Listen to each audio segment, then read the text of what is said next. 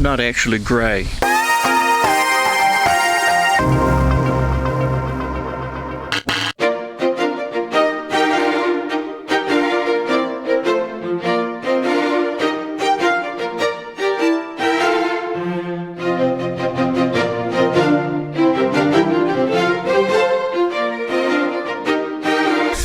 I'm in country, rural, beautiful, just stunning, thematically correct, emblematic Greytown, a last beautiful gem of a town filled with historical inaccuracies and other wonders. Join me as we explore the future and the past of this fine town.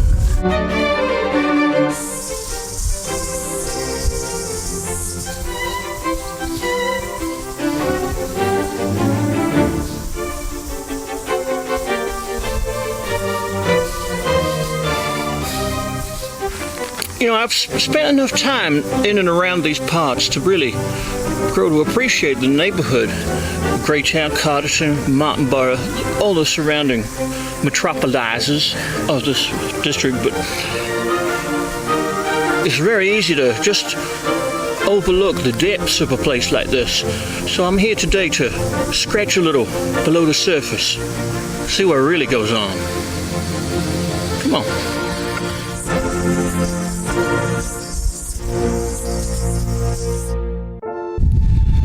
Nestled just between the Greytown camping ground, local swimming pool facility, the historic Settlers Castle, and behind me the world famous Trans-Tasmanal cricket grounds is something really special. A cutting edge, progressive project that could help the future of civilization.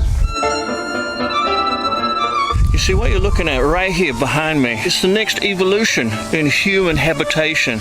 Living dwellings. Dwellings in which you live. Livable habitats for the increasingly small human being. This is the Greytown Tiny House Project.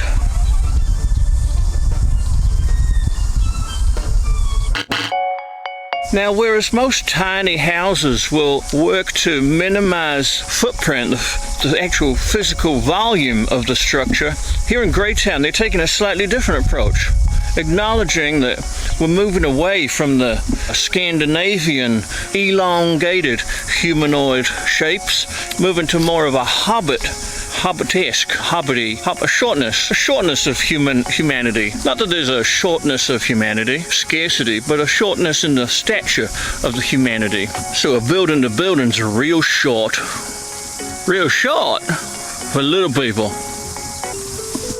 Now, I'm not actually a little person myself. I'm kind of grand in stature, but I see the benefits, and if it's going to help save the planet, I'll bend down a little bit. I've been known to scrunch down, bend over, even drop to my knees on occasion for the right situation. Savior of all humanity seems like the right occasion.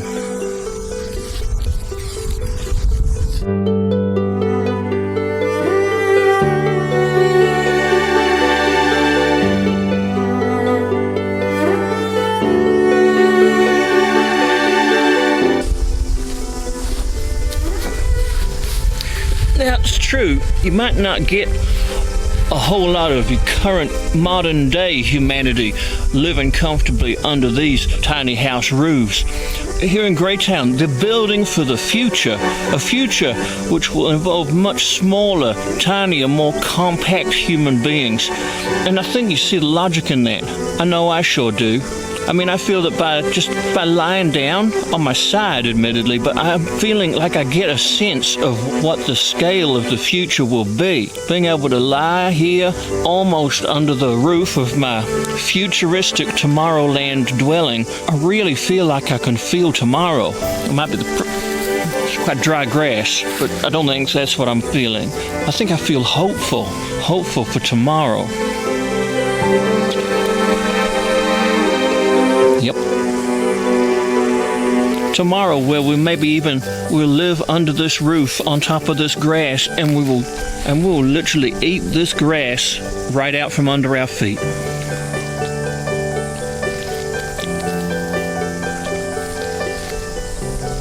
Hello, tomorrow. Okay.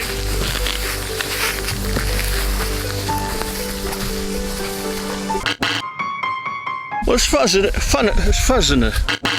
as it is to visit with the future, I'm now going to walk away from Greytown's own tiny house project there. I'm going to head back into the big city of Greytown and get myself probably a big steak. Nothing makes you more hungry for a big old juicy piece of steak than a day exploring the future environmentally friendly prospects of humanity's housing. Yeah.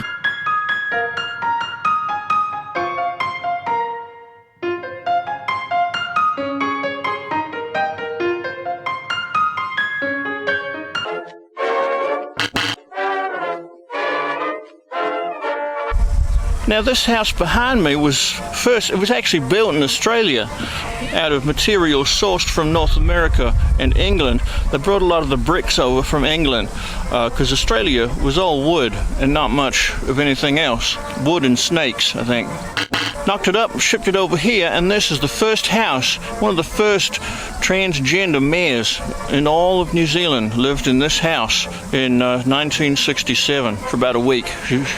They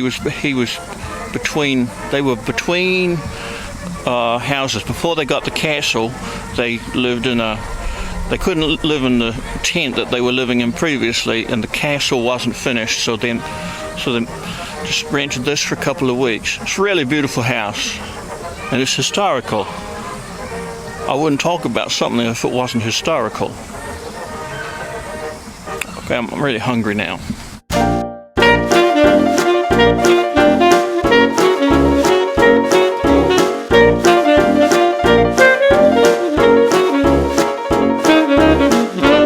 Behind me is the long-forgotten doorway of one of New Zealand's earliest post-prohibition secret underground discotheque nightclubs. This was the hotbed for scandal in the late 40s or 50s, around that time, a little unclear, but this was literally the gateway to good times. I just tried it now, it's locked, but once upon a time, they would keep it locked as well, but there'll be a big lineup people just waiting to get in, not just me.